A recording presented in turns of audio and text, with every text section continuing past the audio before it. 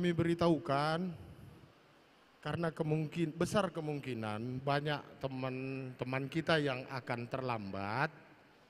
Kami mohon agar bagian pinggir kursinya kita kosongkan supaya nanti ketika ada jemaat yang akan masuk kita tidak terganggu. Ya, kami mohon kepada yang telah di dalam ruangan agar bagian pinggir kursinya yang bagian dalam masih kosong kita isi ke bagian tengahnya ya. Kita isi ke bagian dalamnya, bagian pinggirnya kita kosongkan karena besar kemungkinan banyak rekan kita yang terlambat. Ibadah akan segera kita mulai.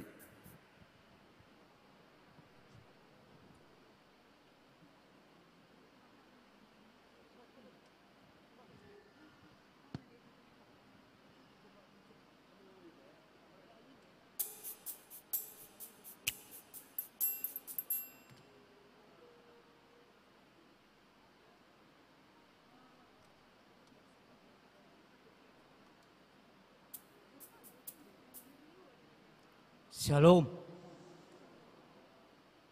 Bapak Ibu, saudara-saudara yang kekasih dalam nama Tuhan kita Yesus Kristus, marilah kita mempersatukan hati dan jiwa kita untuk memulai ibadah penyembahan kepada Tuhan pada minggu malam ini, minggu yang ke-20 setelah Trinitatis, dengan tema minggu kita, berhenti berbuat jahat, belajar berbuat baik.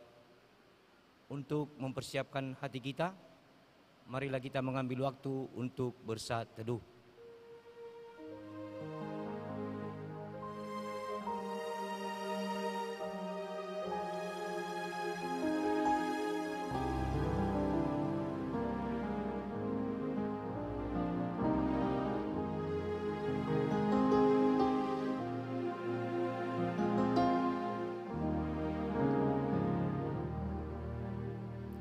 Amin. Kita naikkan pujian bagi Tuhan, kita bernyanyi dari Kidung Jemaat nomor 395 ayat 1 dan ayat 3.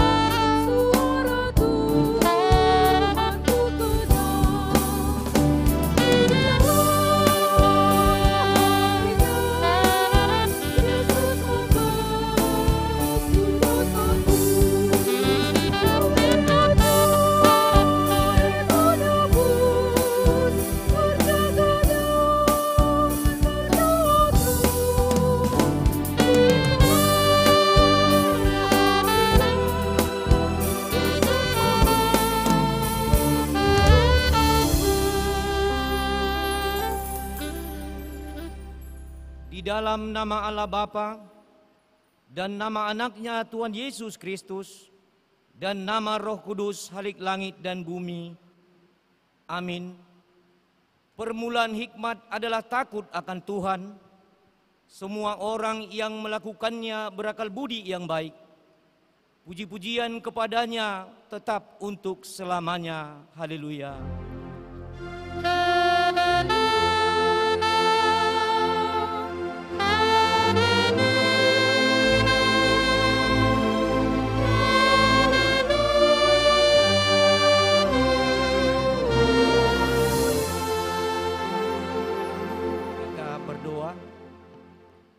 Ya Tuhan Allah yang Maha Kuasa, Engkau adalah kudus, tetapi kami adalah orang berdosa.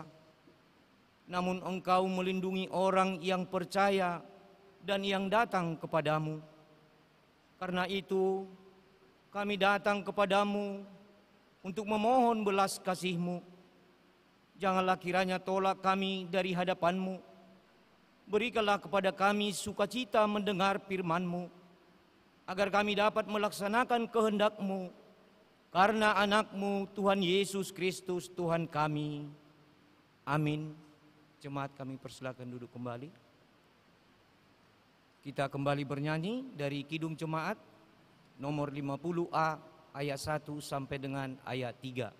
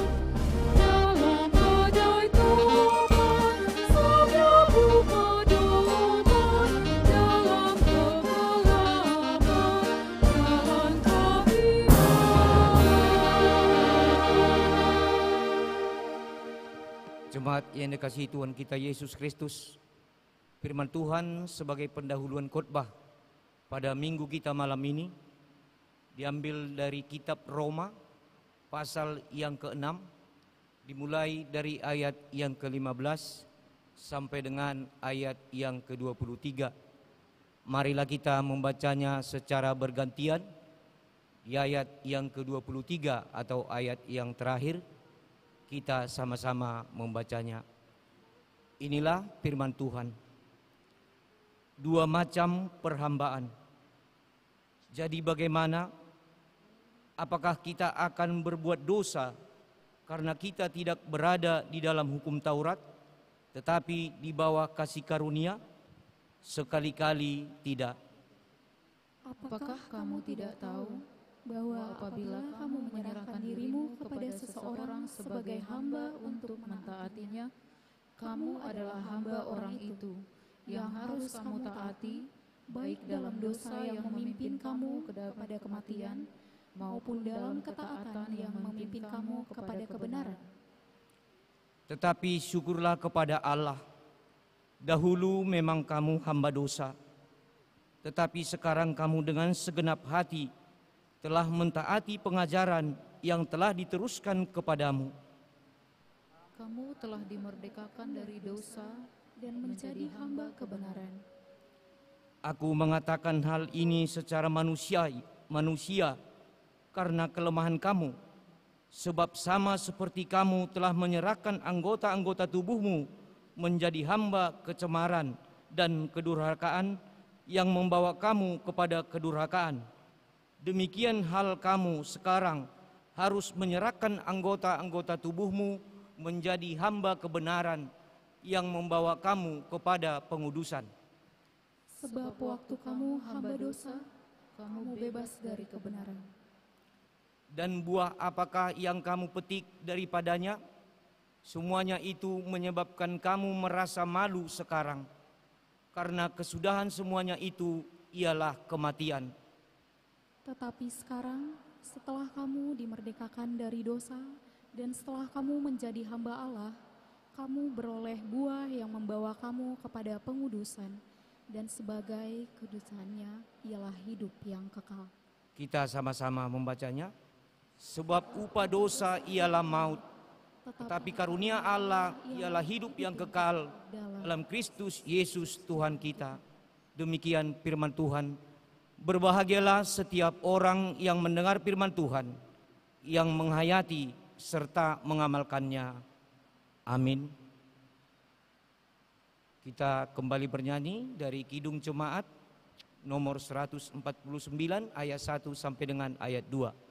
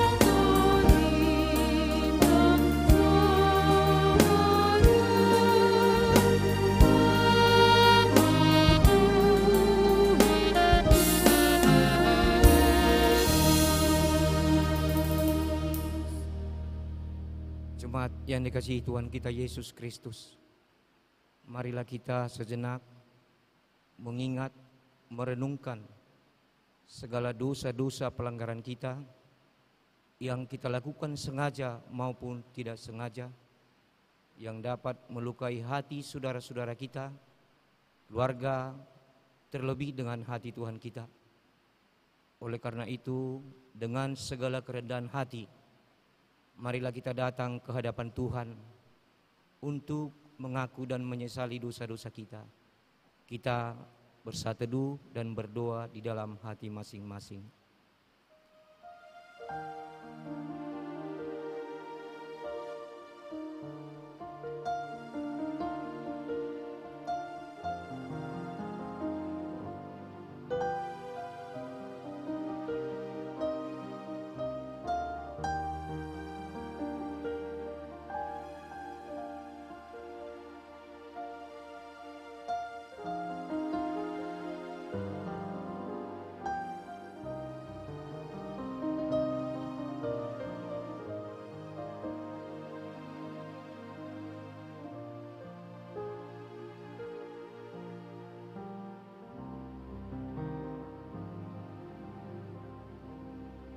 Kita berdoa.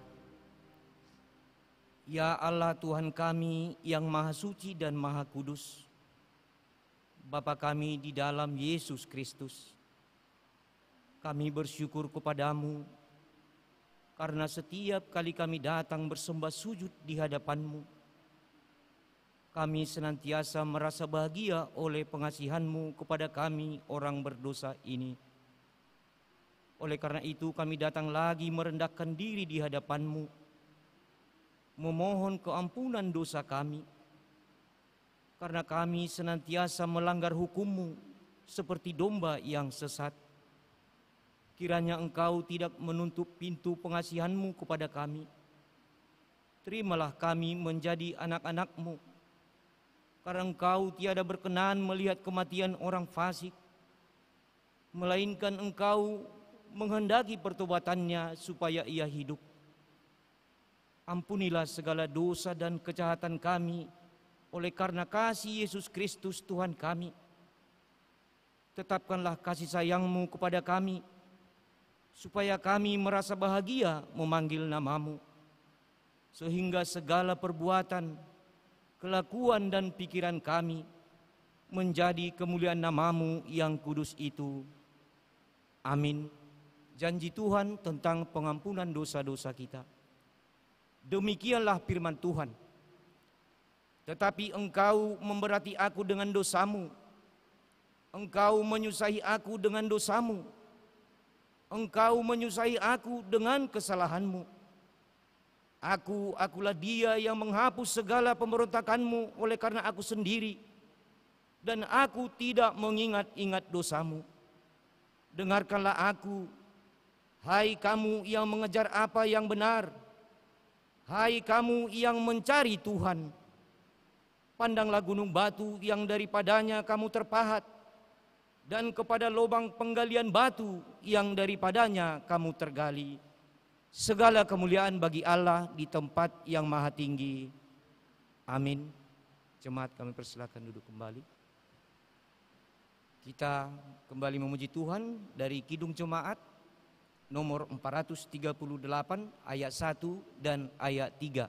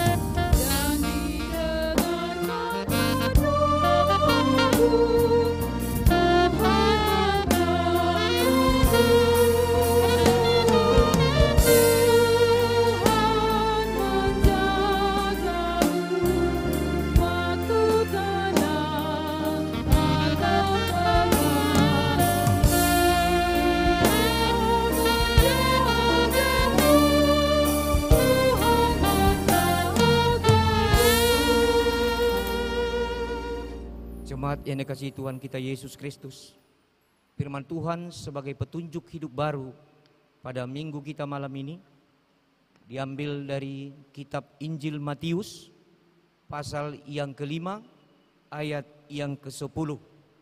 Inilah firman Tuhan. Berbahagialah orang yang dianiaya oleh sebab kebenaran, karena merekalah yang punya kerajaan sorga. Demikian firman Tuhan. Marilah kita sama-sama berdoa, memohon kekuatan daripada Tuhan kita. Ya Allah Bapa kami, berilah kami kekuatan untuk melakukan yang sesuai dengan firman-Mu. Amin. Kita kembali memuji Tuhan dari Kidung Jemaat nomor 362 ayat 1 sampai dengan ayat 2.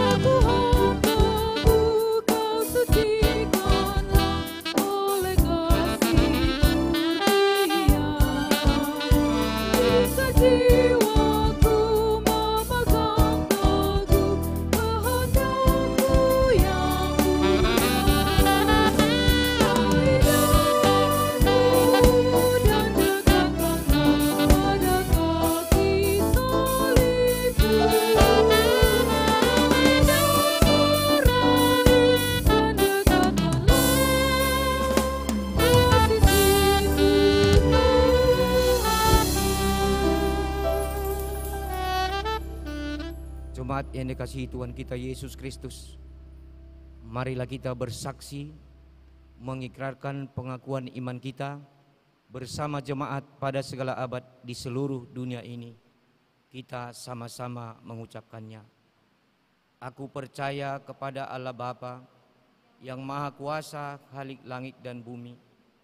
Aku percaya kepada Yesus Kristus, Anaknya yang tunggal Tuhan kita, yang dikandung daripada Roh Kudus, lahir dari anak darah Maria, yang menderita di bawah pemerintahan Pontius Pilatus, disalibkan, mati dan dikuburkan, turun ke dalam kerajaan maut, pada hari ketiga bangkit pula dari antara orang mati, naik ke sorga, duduk di sebelah kanan Allah Bapa yang Maha Kuasa, dan akan datang dari sana untuk menghakimi orang yang hidup dan yang mati.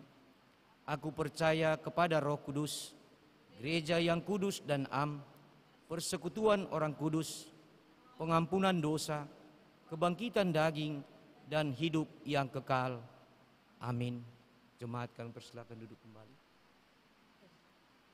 Untuk mempersiapkan hati kita untuk menyambut pemberitaan firman Tuhan, kita bernyanyi dari Kidung Jemaat nomor 387 ayat 1 sampai dengan ayat 3.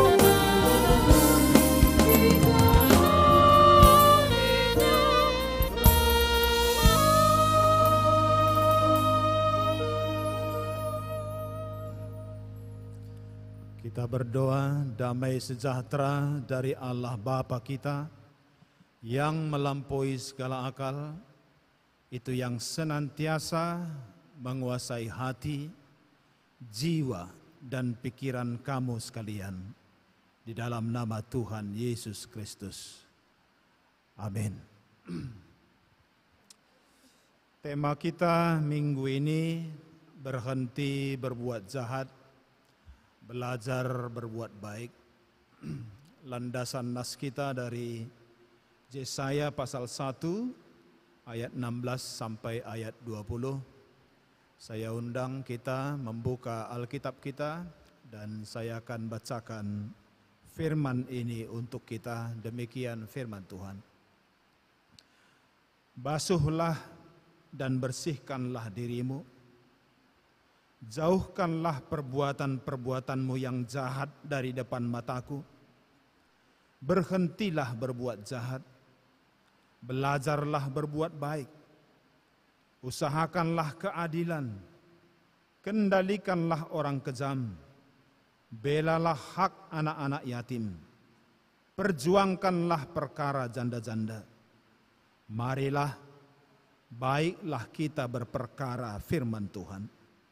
Sekalipun dosamu merah seperti kermiji, akan menjadi putih seperti salju. Sekalipun berwarna merah seperti kain kesumba, akan menjadi putih seperti bulu domba. Ayat 19 dan 20 kita baca bersama. Jika kamu menurut dan mau mendengar, maka kamu akan memakan hasil baik dari negeri itu.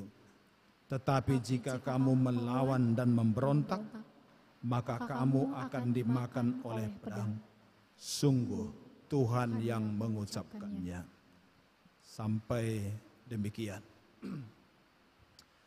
Saudara-saudari semuanya, tadi kita sudah membaca epistel dari Roma pasal 6. Kata kuncinya di sana adalah menyerahkan.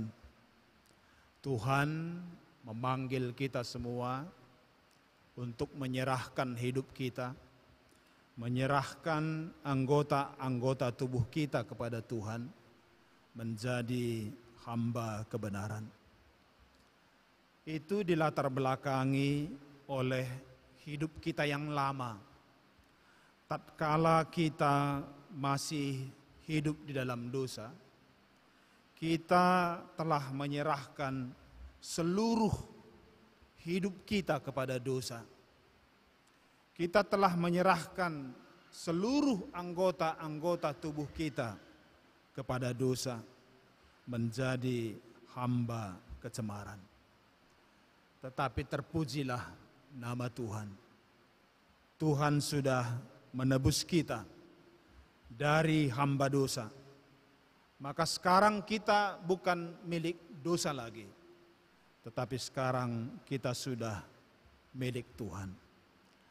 Oleh karena itu, karena kita sudah milik Tuhan, maka kita dipanggil untuk menyerahkan hidup kita, menyerahkan diri kita, menyerahkan seluruh anggota-anggota tubuh kita kepada Tuhan, menjadi senjata-senjata kebenaran. Dalam nas khotbah kita Yesaya 1 ini, panggilannya sebetulnya sama, mirip. Di sini kita juga dipanggil agar mau menyerahkan diri kita kepada Tuhan, mau menurut dan mendengarkan Tuhan. Pertanyaannya adalah bagaimana caranya menyerahkan diri kepada Tuhan? Pertanyaannya, cukupkah kita menyerahkan diri dengan bernyanyi, dengan berdoa, dengan seremonial ibadah kita? Apakah itu cukup? Sekarang marilah kita belajar dari konteks Israel, dari teks khotbah yang sudah kita baca. Kata kunci untuk membuka konteks nas khotbah kita ini adalah kata pertama, yaitu basuhlah, bersihkanlah dirimu. Dalam bahasa pergaulan, kata-kata ini lazim disampaikan kepada seseorang yang ada dalam bergelimang kotoran, atau kepada orang yang ada dalam genangan lumpur, atau yang baru keluar dari kubangan lumpur.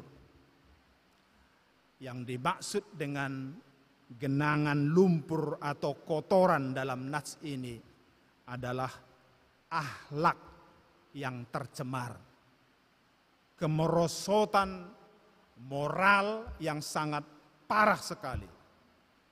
Kita bisa lihat itu mulai dari ayat setelah teks kita ini, ayat 21 dan seterusnya. Mulai ayat 21 itu diperlihatkan bagaimana arus perjalanan akhlak mereka. Di sana dilukiskan bahwa hari demi hari perilaku hidup mereka tidak semakin baik.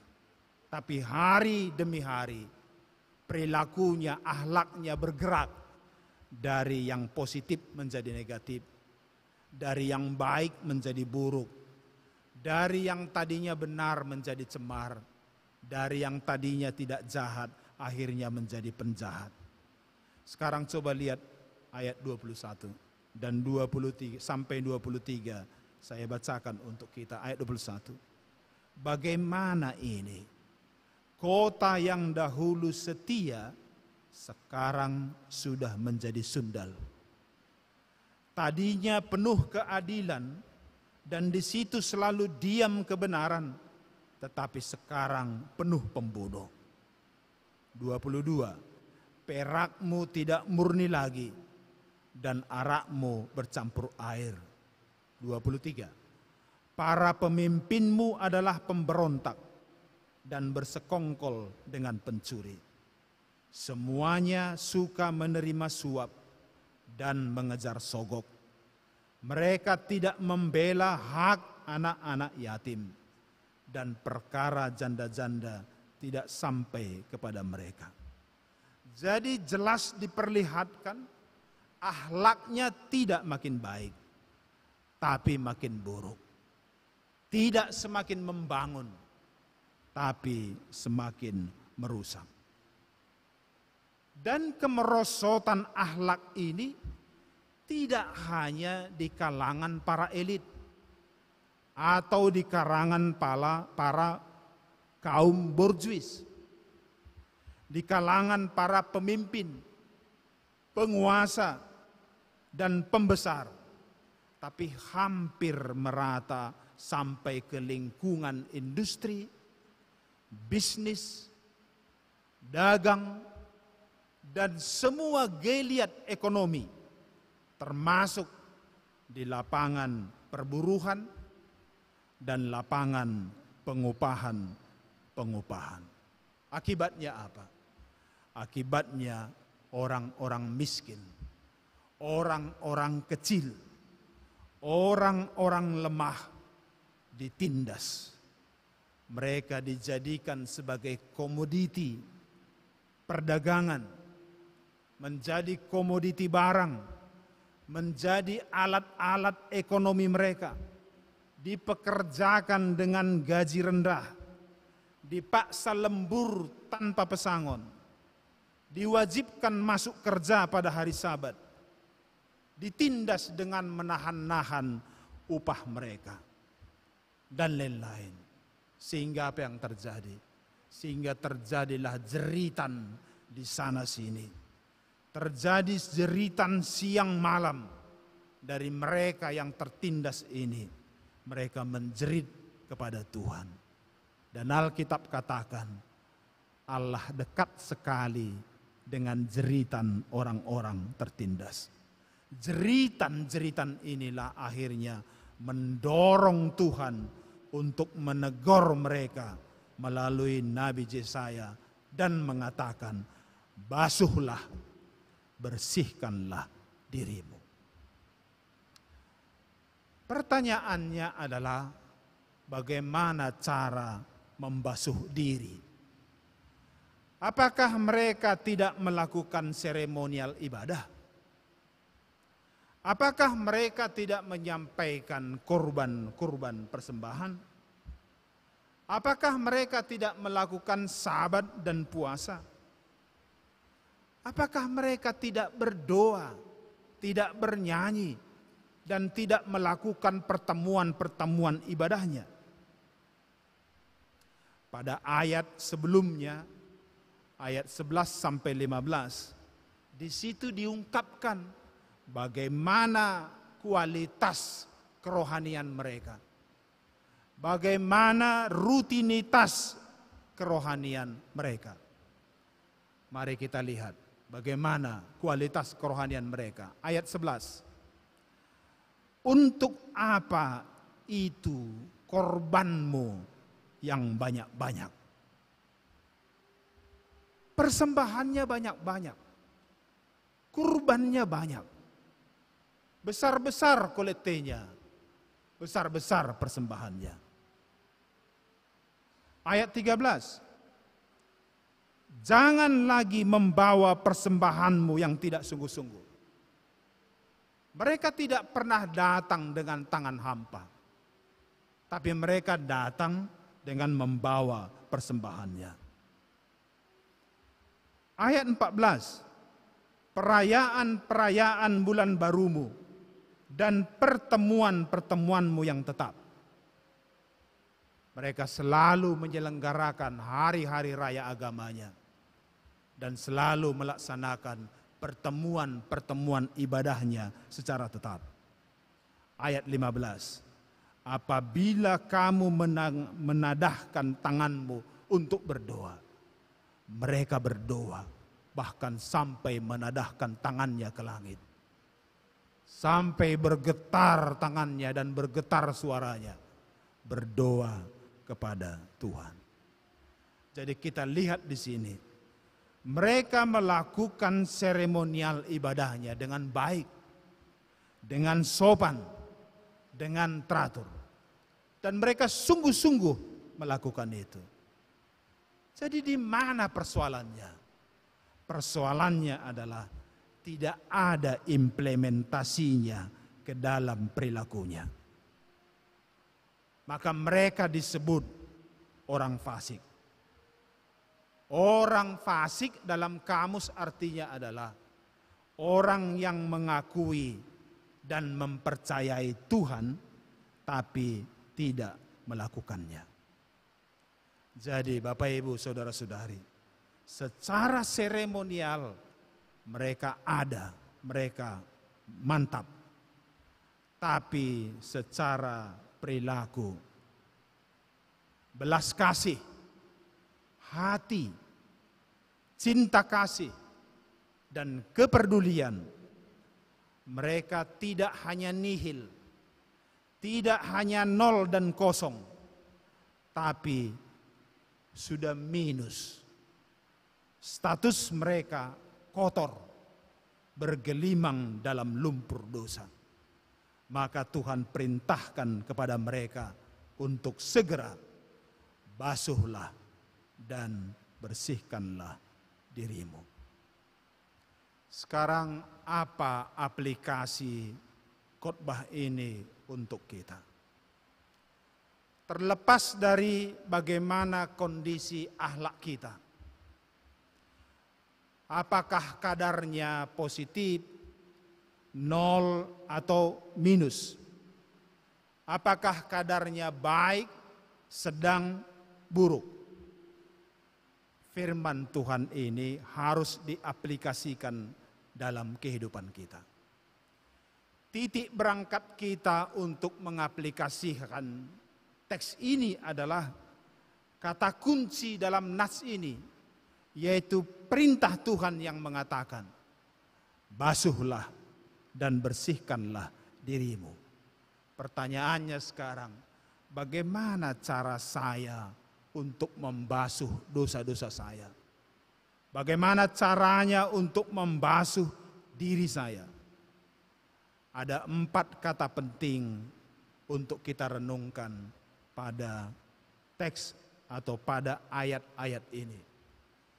Yang pertama, kata yang pertama adalah ayat 16. Pada ayat 16 dituliskan di situ, jauhkanlah perbuatan-perbuatanmu yang jahat dan berhentilah berbuat jahat.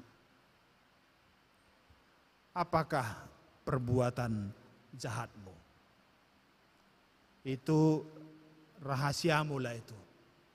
Cukuplah dirimu yang tahu bersama dengan Tuhanmu.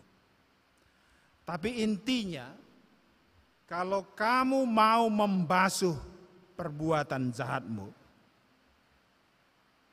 tidak cukup hanya dengan seremonial ibadah. Tidak boleh hanya dengan seremonial ibadah saja. Tapi harus ada keputusan hidup. Di sini ada 2 keputusan hidup yang harus diambil. Yang pertama adalah keputusan untuk menjauhkan perbuatan jahat. Tuhan Yesus pernah katakan begini, jika matamu menyesatkan engkau, cungkillah. Jika tanganmu menyesatkan engkau, penggallah.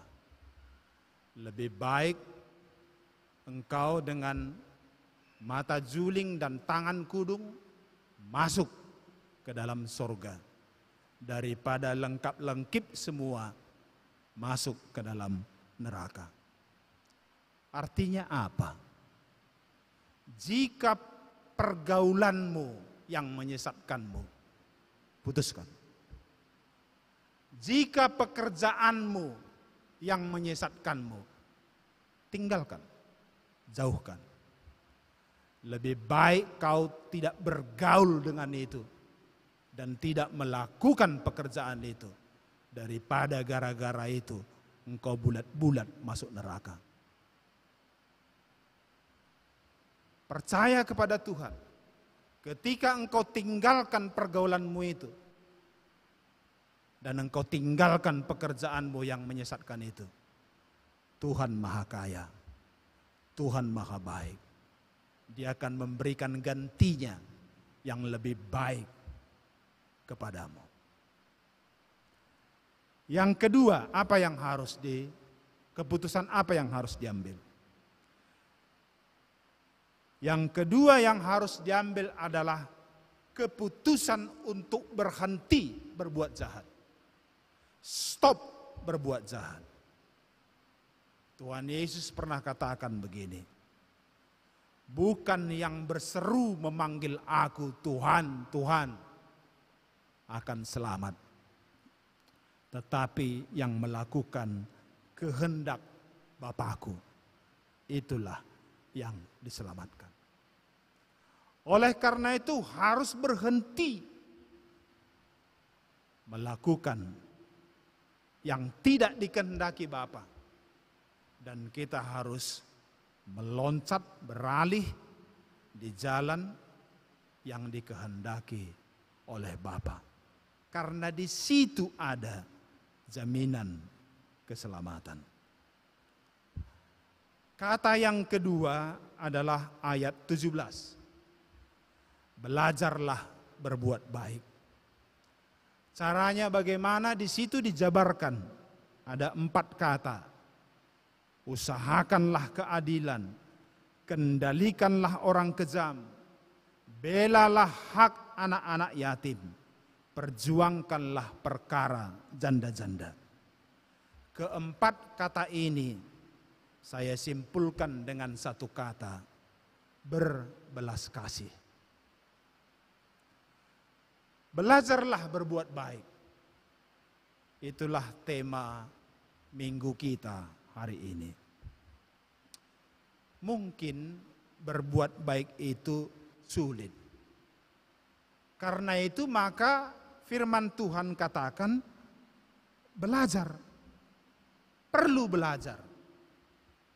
Kalau dikatakan belajar, berarti harus ada latihan, harus dilatih, harus ada prakteknya, harus dipraktekkan supaya semakin terbiasa. Belajar berbuat baik mungkin mudah mengucapkannya, tapi sulit untuk melakukannya. Mengapa? Begini, pernah ada seseorang berkata kepada Yesus, "Guru yang baik," itu katanya. Lalu jawab Yesus, "Mengapa kau katakan aku baik? Tak seorang pun yang baik selain daripada Allah saja." Apa maksudnya perkataan Tuhan Yesus ini? Yang pertama begini, manusia sejak dalam kandungan sudah ada dalam kuasa dosa. Itulah yang disebut dengan dosa warisan. Karena itu manusia sejak lahir, sejak kecil sampai dewasa tidak perlu diajari berbuat jahat. Karena pada dasarnya manusia sudah jahat. Seperti kata Roma 3 ayat 10. Tidak ada yang benar, seorang pun tidak. Akibatnya semua manusia harus binasa.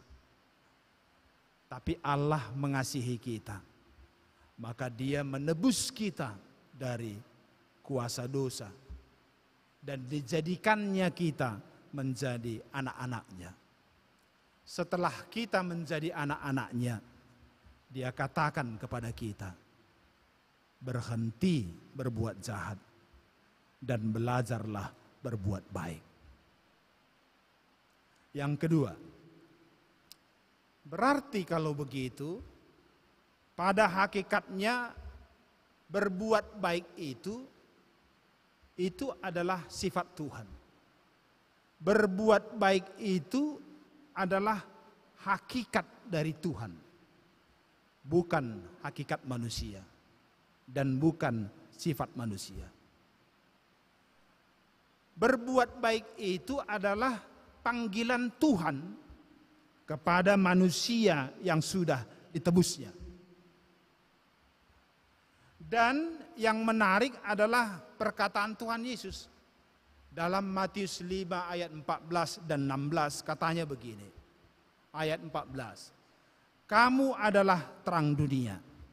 Ayat 16. Demikianlah hendaknya terangmu bercahaya di depan orang, supaya mereka melihat perbuatanmu yang baik dan memuliakan Bapamu yang di sorga. Di sini dalam perkataan Tuhan Yesus ini, kemuliaan nama Bapa di sorga dipertaruhkan ke dalam perbuatan baik orang-orang yang sudah ditebusnya.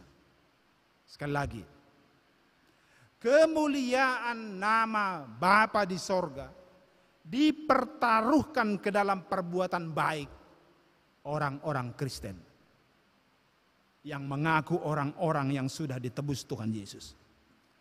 Jadi nama Tuhan kita itu akan dimuliakan ketika orang lain melihat perbuatan baik kita sebagai anak-anak Tuhan.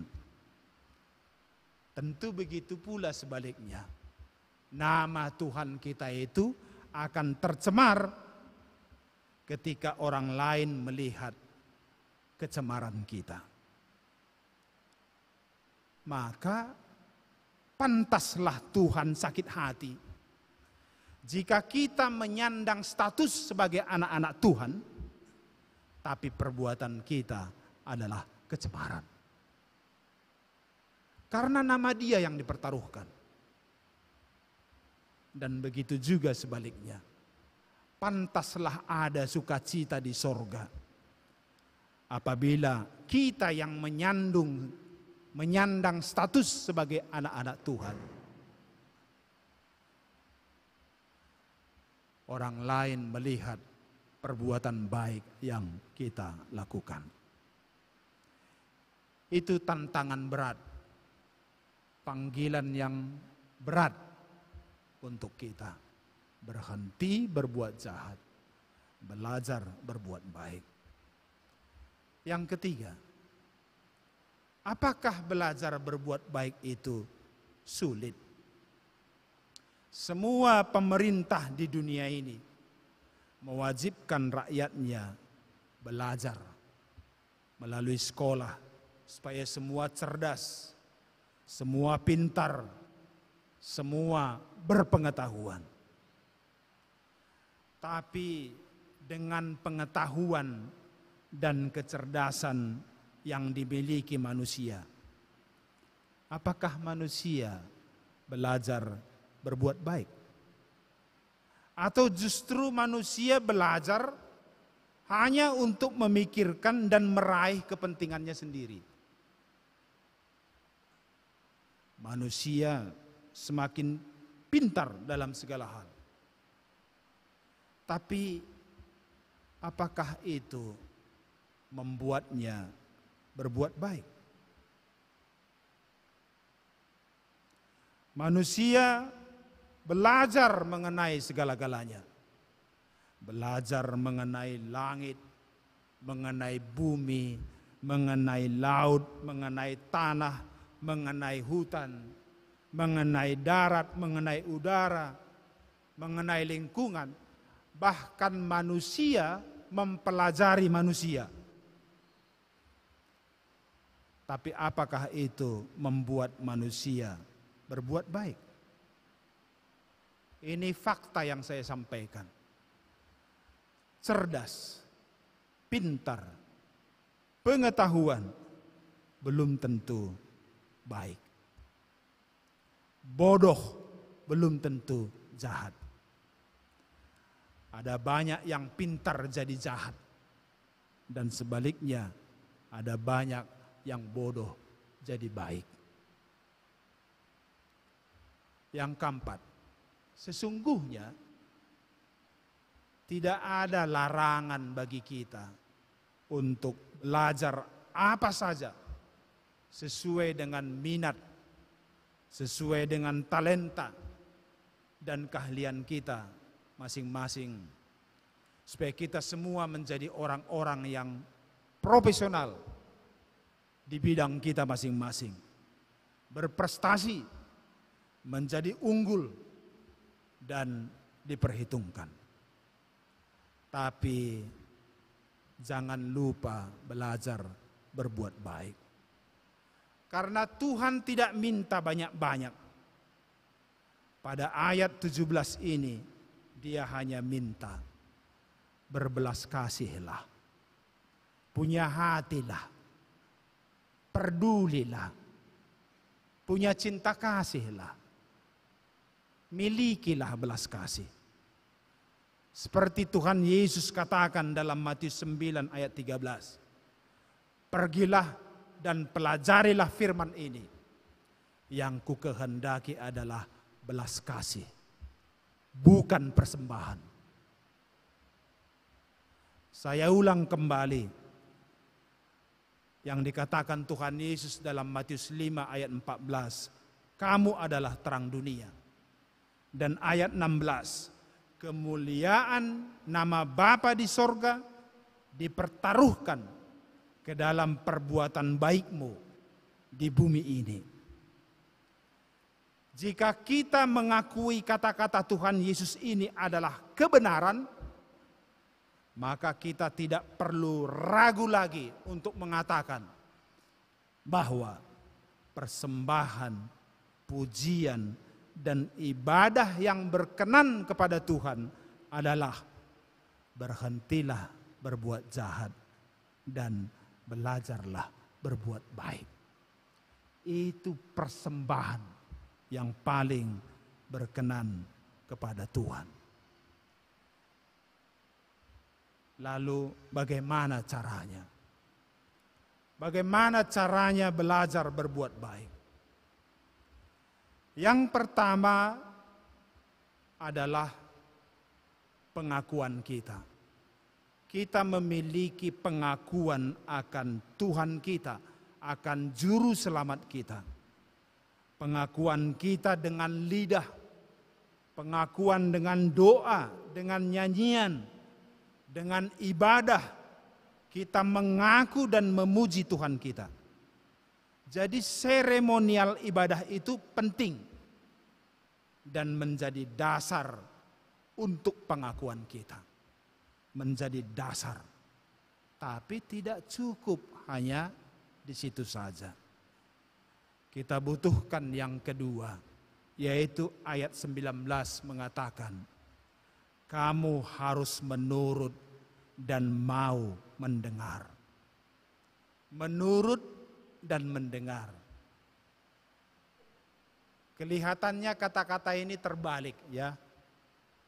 Mungkin lebih bagus pikiran kita mendengar dan menurut. Sebenarnya tidak.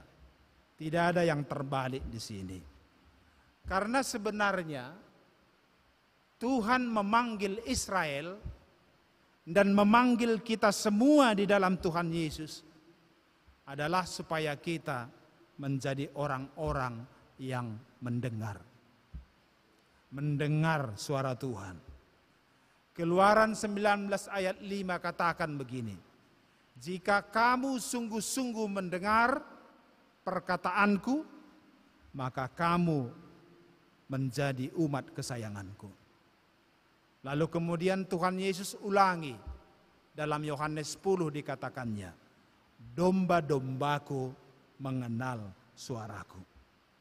Jadi landasan utama, dasar bagi kita, landasan untuk menjadi umat Tuhan, menjadi domba gembalaan Tuhan adalah mendengar. Oleh karena itu, dasar utama supaya kita bisa berbuat baik menurut kehendak Bapa adalah mendengar. Mendengar suaranya, mendengar firman-Nya dan melakukannya. Itulah berbuat baik. Tuhan Yesus katakan, yang berbahagia ialah yang mendengar perkataanku dan memeliharanya. Itulah belajar berbuat baik. Kata yang ketiga yang perlu kita renungkan adalah ayat 18. Marilah, baiklah kita berperkara. Kata berperkara dalam Kamus Bahasa Indonesia, perkara itu artinya masalah dan persoalan. Berperkara itu artinya berurusan dengan pihak pengadilan. Dalam bahasa Ibrani, berperkara disalin, ditulis dengan kata wakeh. Weni wakehah. Baiklah kita berperkara. Wakeh artinya adalah menimbang-nimbang. Kebenaran sejati. Mirip artinya dengan bahasa Toba. Mardabu-dabu. Asa mardabu-dabu hita. Mardabu-dabu artinya mengadakan perhitungan. Jadi di sini kesannya adalah Allah mengadakan suatu pengadilan. Allah memanggil dan mengadakan satu pengadilan kepada umatnya dengan satu delik aduan. Tahu artinya delik ya? Delik itu artinya adalah perbuatan yang dapat dikenakan sanksi karena melanggar undang-undang. Jadi Allah membuka suatu pengadilan, lalu menyampaikan satu delik aduan. Dikatakannya pada ayat 18b, sekalipun dosamu merah seperti kermiji, akan menjadi putih seperti salju. Sekalipun berwarna merah seperti kain kesumba, akan menjadi putih seperti bulu domba. Ayat ini mengandung janji mengandung janji Allah bahwa sekalipun kita berdosa berat, sekalipun kita sudah bergelimang dosa, kita dapat disucikan oleh kuasa Allah jika kita mau berhenti berbuat jahat dan belajar berbuat baik. Allah tidak menghendaki mengutuk kita, tidak menghendaki untuk membinasakan kita, tapi Dia menghendaki menyelamatkan kita. Karena itulah Dia menawarkan pengampunan penuh kepada kita jika kita mau bertobat, yaitu berhenti berbuat jahat dan belajar berbuat baik. Delik aduan ini, ayat 18b ini, dalam bahasa Karo dituliskan begini. Pasti kita, karena semua anak Padang Bulan ya kan, tahu bahasa Karo ya. Dalam bahasa Karo dituliskan begini. Kam engkau erkubang-kubang ibahan dosa, tapi kupridi kam, maka bersih bagi salju. Artinya, kam sudah kotor, berlumpur-lumpur karena dosa. Akan kumandikan kam supaya bersih seperti salju. Lanjutannya, amin nagia arkiteken dosandu, kam ngombiring bagi tengguang. Mulihi kam jadi bentar bagi kapas. Artinya, kendati pun karena dosamu, mukamu sudah hitam, tercemar seperti tengguang atau seperti kotoran periuk yang melekat di dasar periuk, akan putih kembali, bersih kembali seperti kapas. Hebat ya, hebat. Jadi orang yang bergelimang dosa, yang sudah tercemar karena dosanya, kemudian dia sadar, lalu datang mohon ampun kepada Tuhan. Tuhan sambut dengan perintah, basuhlah dirimu, bersihkanlah dirimu dengan cara berhenti berbuat jahat dan belajarlah berbuat baik. Kata yang terakhir, ayat 19 sampai ayat 20, kita baca bersama-sama, kita mulai. Jika kamu menurut dan mau mendengar, maka kamu akan memakan hasil baik dari negeri itu. Tapi jika kamu melawan dan memberontak, maka kamu akan dimakan oleh pedang. Sungguh Tuhan yang mengucapkannya. Yang dipertaruhkan di sini ada 3. Yang pertama adalah memakan atau menikmati hasil yang baik. Maksudnya adalah beroleh berkat dan rezeki dari Tuhan. Saya waktu mempersiapkan nats ini, khotbah ini, merenung juga mengapa Tuhan menjanjikan yang pertama ini. Mungkin pelaku-pelaku itu melakukan kecurangan, melakukan kejahatan, melakukan penipuan karena mereka khawatir tidak dapat makan. Khawatir dia tidak bisa memenuhi kebutuhan keluarganya. Didorong oleh kekhawatiran dan kecemasan hidup, akhirnya dia melakukan kecurangan-kecurangan. Dia tidak peduli apakah pekerjaan itu haram atau pekerjaan itu merugikan, menindas orang lain. Karena dia dikungkung oleh rasa khawatir dan kecemasan. Oleh karena itu di sini Tuhan katakan dan memberikan satu janji bahwa berkat dan rezeki itu adalah hak Tuhan. Tuhan berhak memberikannya kepada siapapun yang dikehendakinya. Oleh karena itu diberikan jaminan di sini.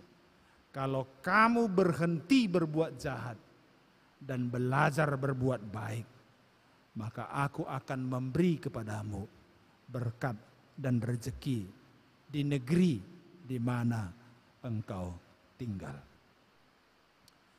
Yang kedua adalah negeri, tempat tinggal, tanah perjanjian.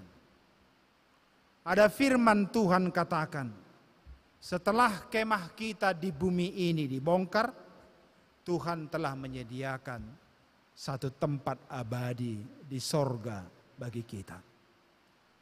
Jadi yang Tuhan janjikan bukan hanya hidup di bumi, tapi juga hidup di sorga.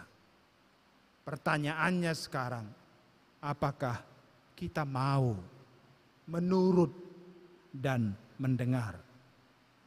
Jika kita tidak mau, jika kita tetap melawan dan memberontak, maka butir yang ketiga disampaikan kepada kita adalah kamu akan dimakan oleh pedang. Maksudnya ditebas, maksudnya dibinasakan, maksudnya dilenyapkan, dihukum. Dan dalam hukum Taurat kita baca bahwa hukuman Tuhan itu sampai kepada generasi ketiga dan generasi yang keempat. Berkat kepada orang tua bisa menurun dan mengalir kepada keturunannya. Kutuk juga demikian, mengalir sampai kepada keturunannya. Sekarang saya akan tutup khotbah ini dengan satu kata penutup. Bapak Ibu, saudara-saudari, kita semua adalah anak-anak Tuhan. Dan kita mengaku bahwa kita adalah anak-anak Tuhan. Karena kita semua sudah ditebus menjadi miliknya dengan nyawa, dengan darahnya sendiri. Oleh sebab itu, karena kita sudah menjadi anak-anak Tuhan, maka kita harus selalu bersyukur kepada Tuhan. Kita harus senantiasa bersyukur kepada Tuhan. Pertanyaannya sekarang adalah, apa ucapan syukurku bagimu Tuhan? Jawabnya, ucapan syukur kita bukan hanya dengan seremonial ibadah saja, tetapi juga perilaku hidup. Terutama pekerjaan dan pelayanan belas kasih. Dan Tuhan Yesus katakan, pergilah dan pelajarilah kitab suci ini.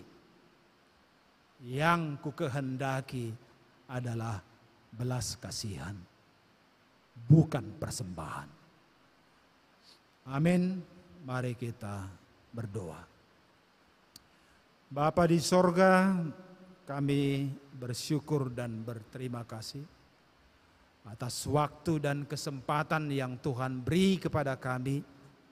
Kami bisa berkumpul untuk mendengarkan sedikit dari perkataan-perkataan-Mu yang kami gali dari kitab suci-Mu.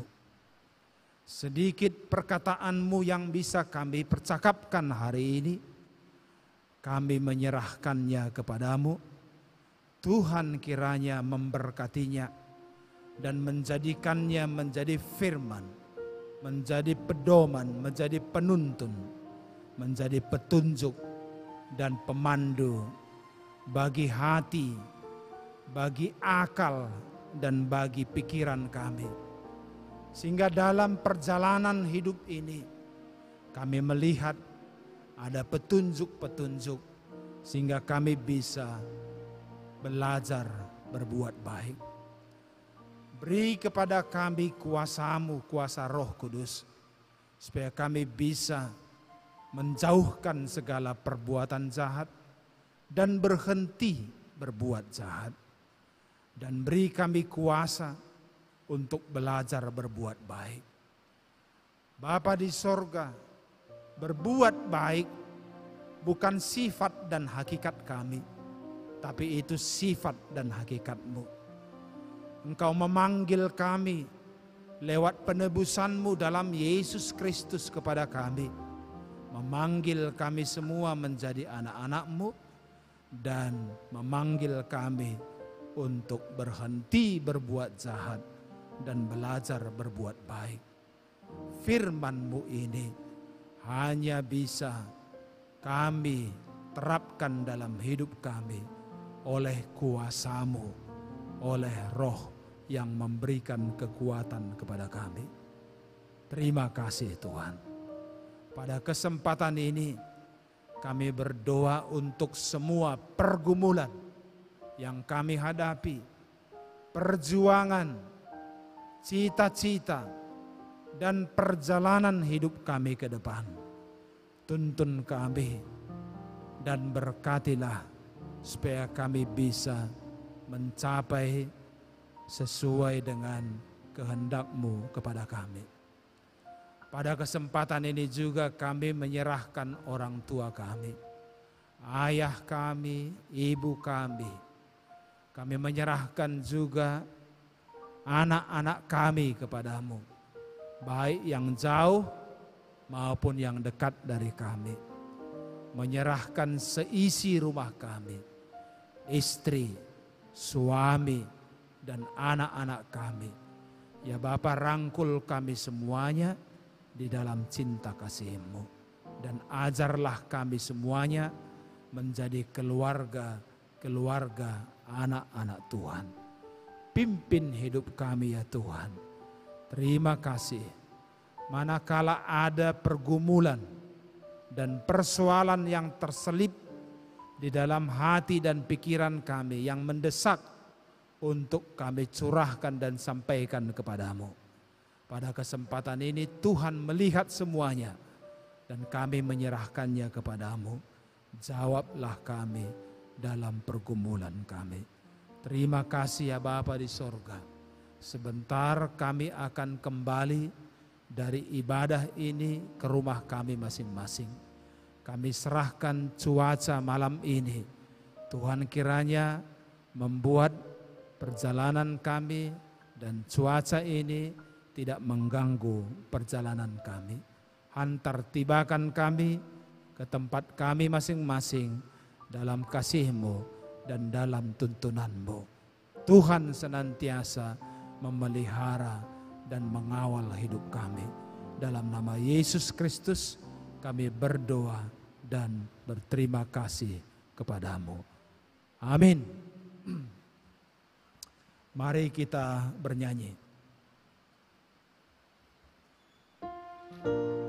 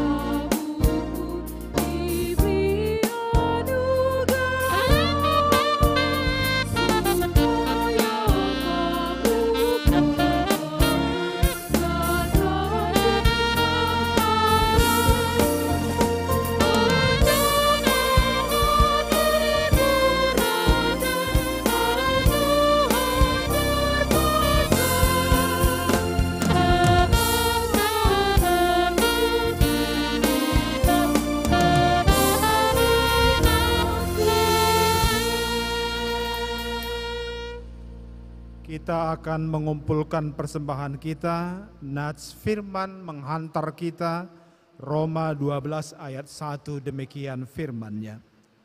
Karena itu saudara-saudara, demi kemurahan Allah, aku menasihatkan kamu, supaya kamu mempersembahkan tubuhmu sebagai persembahan yang hidup, yang kudus, dan yang berkenan kepada Allah. Itu adalah ibadahmu yang sejati.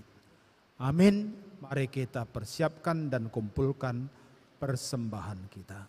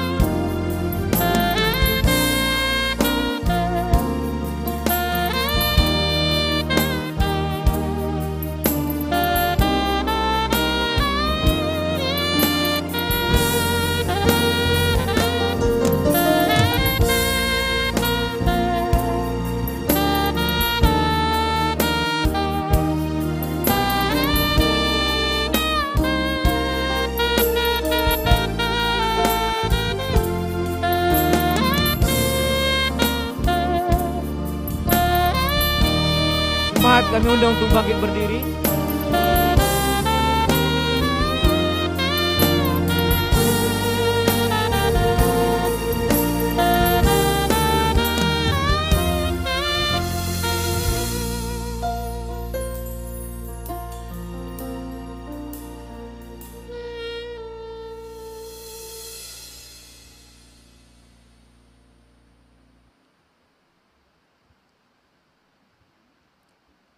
Sekarang marilah kita mendoakan persembahan kita.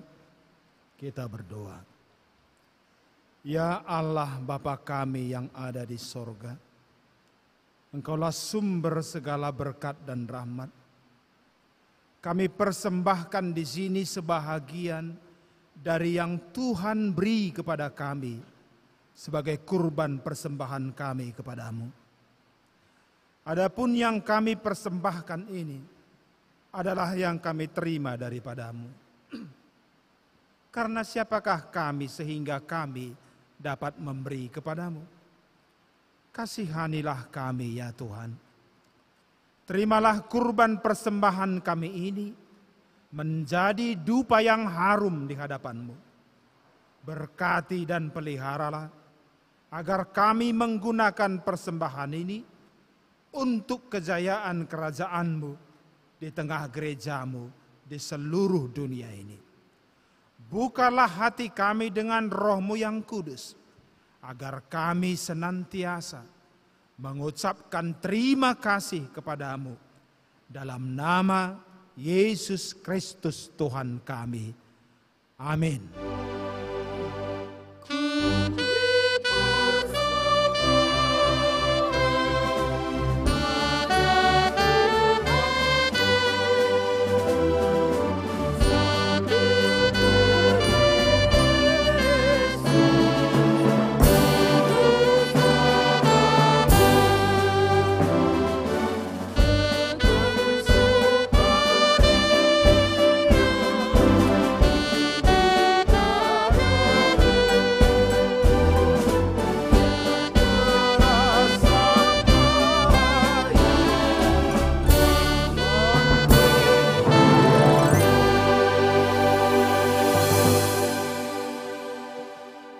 Bapa kami yang di sorga, dikuduskanlah namamu. Datanglah kerajaan-Mu, jadilah kehendak-Mu di bumi seperti di sorga. Berikanlah kami pada hari ini makanan kami yang secukupnya, dan ampunilah kami akan kesalahan kami, seperti kami juga mengampuni orang yang bersalah kepada kami. Dan janganlah membawa kami ke dalam pencobaan, tetapi lepaskanlah kami daripada yang jahat.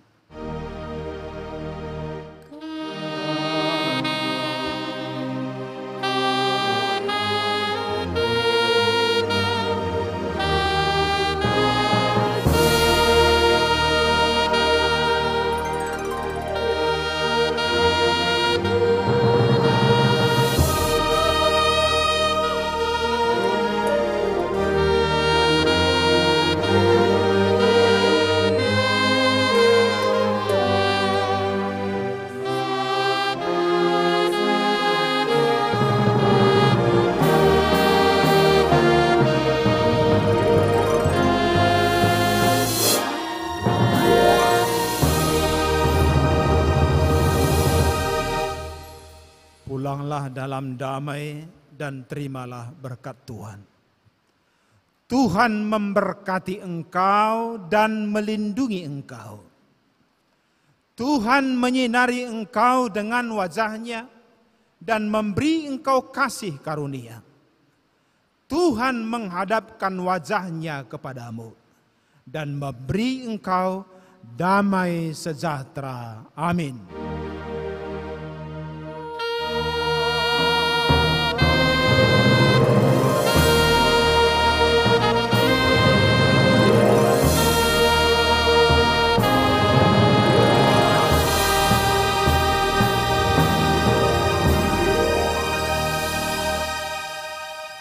Selamat hari Minggu, selamat malam, shalom, horas.